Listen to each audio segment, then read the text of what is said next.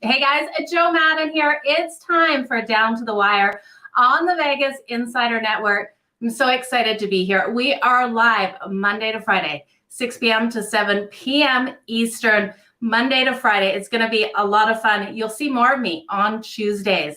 So today we have 15 games on the diamonds. I have 3 best bets for you guys.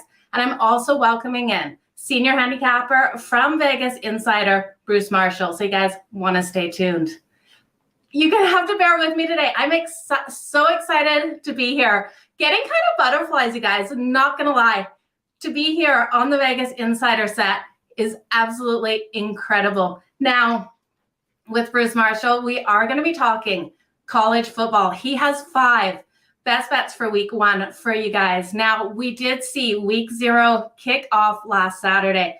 We saw some upsets. We saw Northwestern beat Nebraska. We saw Vandy cover as a favorite against Hawaii. Week 1, I can't wait to see what we have in stall.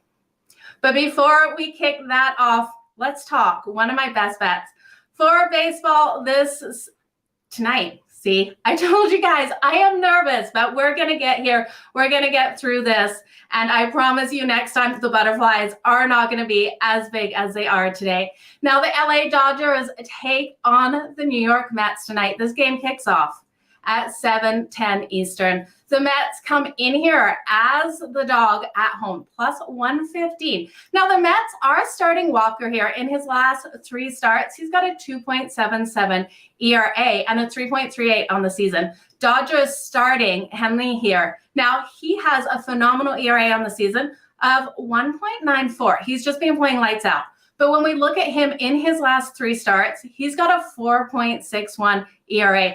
I can't really trust him. I know the Dodgers are such a strong team, but I think the Mets are going to be able to do enough to keep this one tight. I'm going to take them here at plus 1.5 on that run line. I also like the sprinkle on the money line. I think they probably can get it done. They're so strong versus left-handed starters. They've gone 4-1 in their last 5 versus left-handed starters. And we look at this Mets team off a day's rest. They play phenomenally. They're 31-10 in their last 41 on a day's rest. It's going to be a great matchup between these two. I can't wait to see how this series unfolds. If the Mets are going to get one, it's probably tonight, but do take them plus 1.5 on that run line tonight. Okay, guys, without further ado, we are going to welcome in senior handicapper Bruce Marshall to the show, talking some college football. Bruce, welcome to the show. Hi, Joe. How you doing? You know what? I'm better now. As soon as I started talking that game breakdown, the butterflies kind of subsided a little. Happy to have you here on the show with me today. Great. That's what my wife says, too. The butterflies go away when she sees me. So there you go. I love it, Bruce. You've been with Vegas Insider for quite a while now. You love college football from what I've heard. We're going to be talking 5 games with you today. I can't wait. Oh, yeah. And I've been with Vegas Insider, really. We've been associated since the start. And right at the start, we published a really neat annual.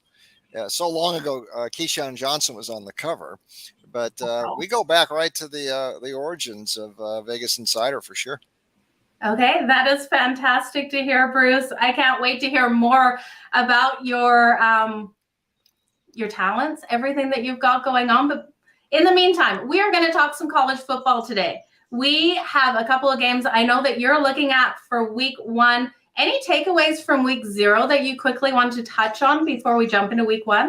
Yeah, I'm careful to draw too many conclusions from week 0. I mean, a few things of interest. Obviously, the Nebraska game, and I'm not sure how that's going to impact point spread performances throughout the season. But fundamentally, with Nebraska losing, Scott Frost is really on the hot seat there, and there's a chance he may not make it through the season. I bring that up because last year we had a lot of coaches who didn't make it through the season, and sometimes those situations really spun out of control. I don't know that Nebraska is going to spin out of control like that, but that's a situation you could watch because Frost is in so much trouble.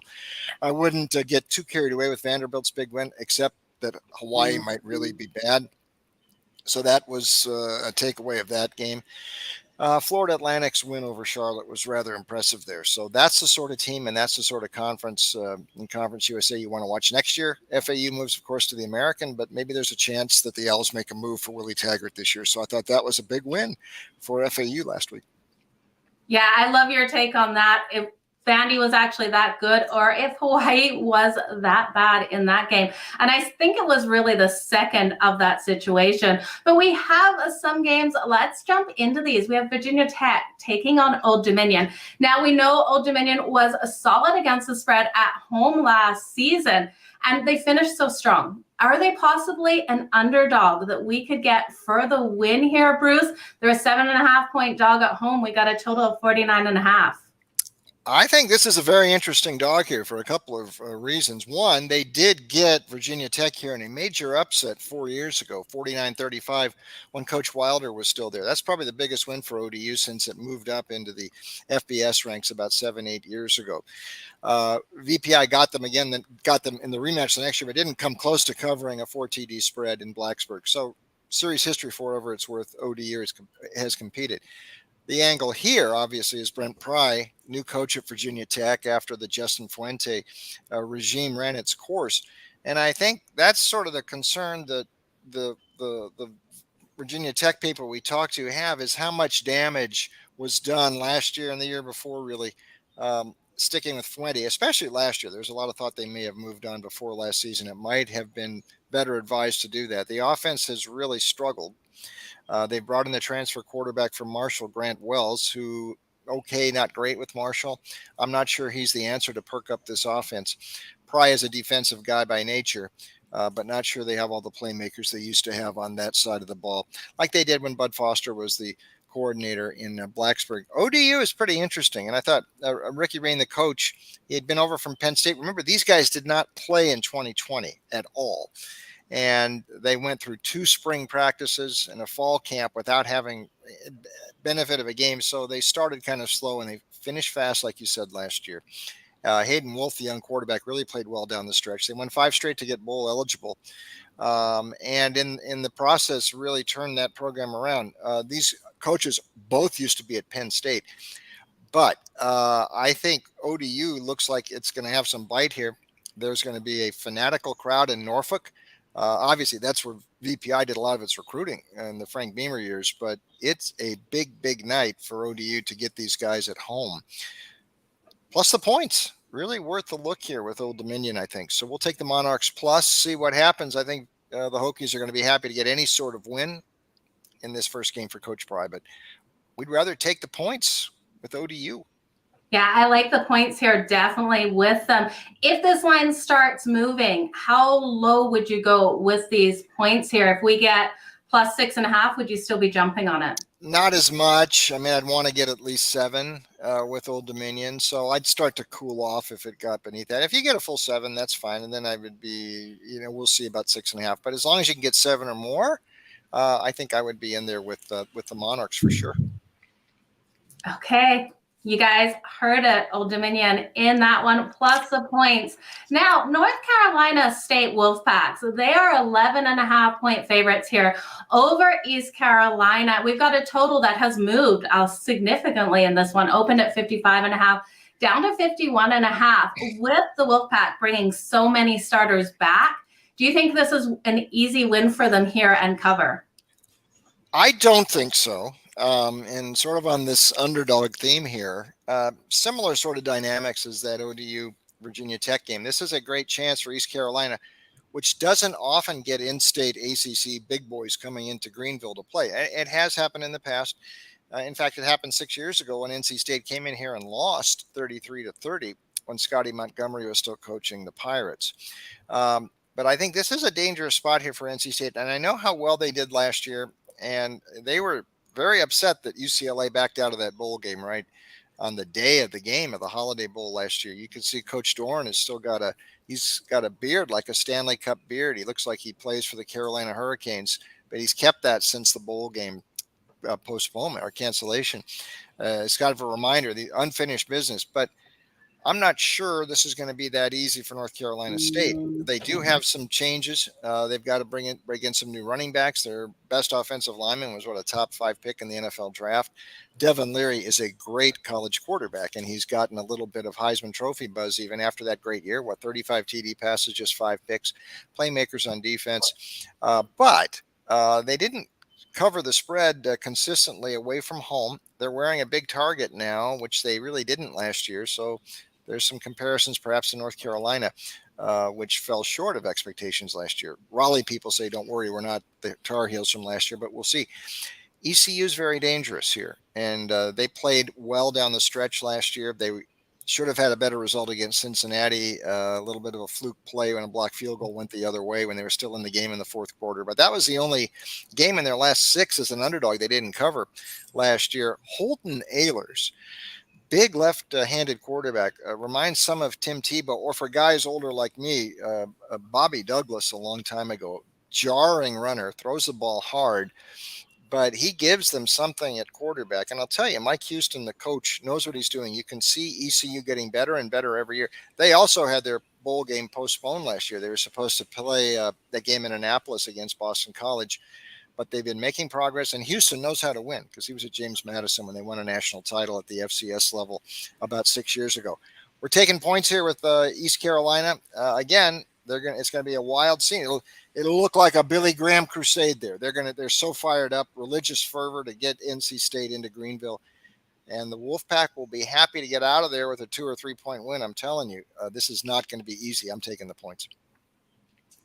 I love it. I love rooting for the underdog, especially a home dog in these situations. So grabbing them plus the points, I think, is a great way to go here, especially with a dropping total. Them expecting a lower scoring game now. But let's look at Buffalo. Buffalo's taking on Maryland. Now, Buffalo is a 24.5-point dog. We've got a high total at 65.5. My biggest question for you is, how can Buffalo's defense be able to hold up against Maryland's passing attack? I don't think they're going to hold up too well, and one reason is that you've seen Maryland in recent years really start quickly, and especially under Coach Loxley. I'll throw out what happened in 2020, but other than that, they've won their last other 4. There's my wife in the background. You can see her there. They wave. Okay, there she is. They've won 4 of their last 5 openers. In fact, Coach Loxley's done very well at home, non-conference games, 5-0 against the spread. He really takes care of business against teams he can beat. Now, they've had some trouble in the Big Ten, but they have really taken care of business outside of the conference. Tagovailoa at quarterback, you mentioned the aerial game there. They really can run up some scores against these lesser foes. So this is one favorite I wouldn't mind taking. Buffalo, consider this last year. I feel a little bit bad for Maurice Linguist, the coach. You talk about a guy who came in behind the 8 ball there. It was very late when he got hired. He got hired after spring ball last year. Lance Leopold took that job at Buffalo. He did very well there. He took the Kansas job April 30th last year after spring ball. And Linguist had just been hired at Michigan on Jim Harbaugh's staff. Then he got tabbed to come into Buffalo. So he had quite a jumbled offseason last year. Has to get in, set up his staff without the benefit of spring ball. It was everything on the fly for Buffalo last year.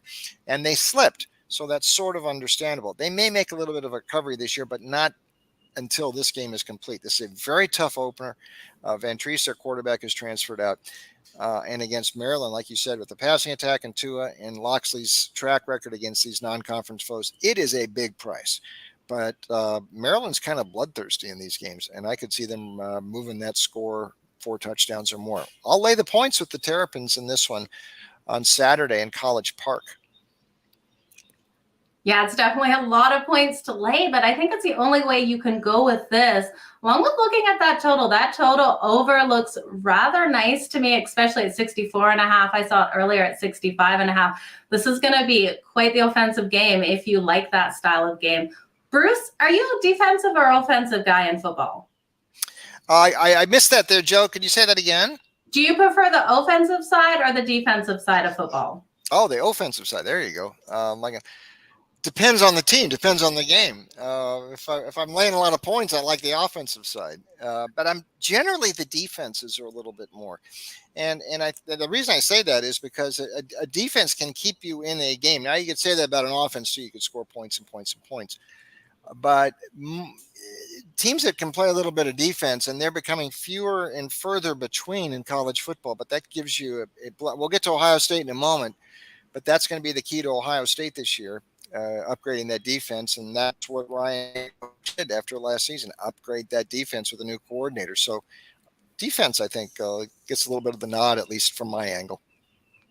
Yeah, I absolutely love defensive football games. I know a lot of people don't love those low scoring ones, but that's where I'm jumping up and down. I love seeing those pick sixes by the defense as well. But you brought up Ohio State. You don't know, I'm a Buckeyes fan, and Ohio State's laying a lot of points here. You touched on the defensive changes. We know Ohio State has a really strong quarterback receiving core, tailbacks. Can they cover the 17.5-point spread against Notre Dame? We also have a total of 59.5. What are you liking in this one, Bruce? Total's right about on the number there, but I think at this price you can take Notre Dame, I think, and that's the way we're laying it. That's a big game. I mean, they haven't played in the regular season since '96. They had a couple of Fiesta Bowls in '05 and '16. Before that, they hadn't played each other since the '30s. So, I mean, this is a rivalry that you wish they would have played more over the years, but they haven't. We mentioned that defense for Ohio State, and I think that's what kept them from being elite last year, and it finally sort of caught up with the Buckeyes just to outscore everybody. Sometimes you find a team that can score with you. Oregon did it to them last year, so did Michigan. Utah could have won that Rose Bowl easily. Coach Day recognized that, and he brought in Jim Knowles from Oklahoma State as his new defensive coordinator. Knowles, known for his blitz packages, and really got Oklahoma State achieving on the stop end, and that's what made him so attractive to Ohio State. Now, my question, though, is Ohio State's games, though, are played at a much faster pace than Oklahoma State the last couple of years. Oklahoma State, not bad offensively, but not like this where you're scoring 45, 50 points a game. So the opponent has some more urgency. I don't expect Ohio State to post defensive numbers for Knowles the way Knowles did at Oklahoma State last year, but Coach Day just wants them to improve there. That will determine if Ohio State is a serious national contender or not, and we will find out. But for this game, I'm not sure I want to lay this many points because, one, we don't know quite about that defense. I know the offense. We know about Stroud, Stroud at quarterback and Smith and Jigger, the wide receiver. I mean, they've got potent weapons galore. Notre Dame's kind of interesting here. Now, Marcus Freeman actually did have one game under his belt. He was there for the Fiesta Bowl last year. He seems ready for this assignment. I'm never quite sure about a guy getting his first head coaching assignment, but everything seems to line up pretty well for Freeman here. He's been at Notre Dame. He coordinated the defense last year. What our people there tell us is Buckner, the new quarterback, really fits into what they want, what Tommy Rees wants to do with this offense a little bit more because Buckner is very mobile. Jack Cohn last year wasn't all that mobile. Ian Book the year before, the 2 years before that, was rather mobile. So I think you'll see more of a Book-style quarterback here. And Buckner's coming under a lot of praise and a lot of heightened expectations there at Notre Dame. If he can hit the ground running, I think they got a chance to score enough points to stay in this game. So I'm going to recommend Notre Dame plus. That total looks to be right about on the number there. If anything, maybe lean to the over because Ohio State's got so much offense. And in those big games, the Michigan game went 69 last year. The Rose Bowl went 93. The Oregon game went 63. So there's a little track record going over in these sorts of games. But Notre Dame will try to slow it down a little bit. And if Buckner can keep some drives alive, that'll keep Ohio State's offense off the field.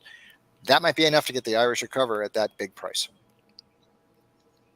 Yeah, I couldn't agree with you more. Notre Dame loves to run that clock and keep the other team off the field from scoring.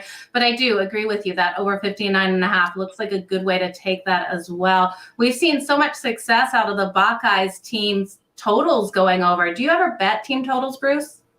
I do, Joe. And I will say this, as I could see a case for an over here, perhaps, just because it's Ohio State. This is where you can really find some angles, I think, and we'll be doing this throughout the season at VegasInsider and elsewhere, talking about some of these totals. You see teams. It usually takes the odds makers a little longer to adjust to a totals trend. You see this every year, and in most sports, but certainly in college football can happen too. A team can run off 4, 5, 6 unders or overs in a row before they can move the totals, but sometimes you don't move them fast enough. So I do look at totals, look at them a little bit more once the season gets underway. But definitely, Joe, yeah, I mean that's we find some spots every week once the season gets going, over or under. It's going to be a great season, Bruce. I'm so excited for it. We have one game on Monday night. Now, this is going to be a great one. We have Clemson taking on Georgia Tech. We got a total drop down to 48.5, one of the lower totals for college football in week one. Now, Clemson saw lots of injuries on the defensive side of the ball last year, but they've got a lot of returning starters this year. What are your thoughts with the freshman quarterback coming in? Can this Clemson team beat Georgia Tech by 22.5 points in this game? Well, I was at ACC Media Day in Charlotte, and Dabo was talking about Klubnik, and the DJ better watch it. Klubnik could end up playing the freshman quarterback, so they're pretty high on him. But I think, Clemson was a little bit of a lot of an underachiever last year. This offense ranked 100 nationally, and this was the top 10 offense for years before that, and certainly a drop off after Trevor Lawrence left. They started to play better down the stretch last year, and it was really the emergence of Will Shipley, fullback, really, although they might not designate him as a fullback, but that's the way he ran between the tackles, north-south runner. A little different than some of those scat backs that Clemson's had in recent years, like Etienne and others. But that seemed to spark the offense. They played very well. They won 6 straight down the stretch. They're talking about this as being a defense that might be comparable to Georgia's last year. And Dabo's had some good defenses. Now, they got new coordinators here. Brent Venables is left. He's up at Oklahoma now. Tony Elliott left on the offensive side. He's at Duke. Dabo's promoted from within, but they know what they're doing there, and Dabo certainly has a handle on things. The last time they came into Atlanta, they played at Georgia Tech at Grant Field, Bobby Dodd Stadium that time. I mean, Dabo rolled through Atlanta the way General Sherman did. I mean, 73-7 2 years ago. Last year, this game was much closer. It was only 14-8 up at Death Valley, and that was when DJ was having problems at quarterback, and Clemson wasn't covering numbers. Georgia Tech is in trouble. Jeff Collins, we talked about Scott Frost right at the outset, Joe, being in trouble. Collins is in more trouble, and there's a lot of people in Atlanta don't think he's going to last the season. The portal hurt them a lot. Their top running back, Jahmyr Gibbs, is at Alabama, and he's going to be featured in Alabama. And very few starters coming back from another 3-win team. Coach Collins is in trouble. This might not look like the 73-7 game 2 years ago, but I think Clemson gets there. And if Georgia Tech is struggling to put the offense together again, Sims, the quarterback, has not really progressed.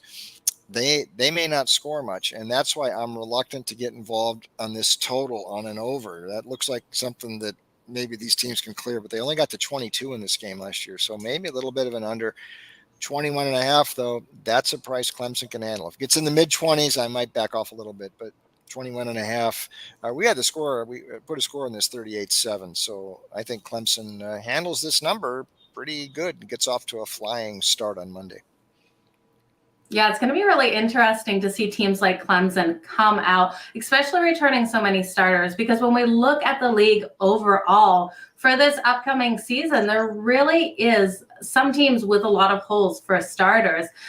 Not as many returning players as we have seen in the past year, with those players being able to be eligible for the extra year. Do you have any overall thoughts on the teams that aren't as deep this year? Do you think we're going to see higher spreads and differences between them?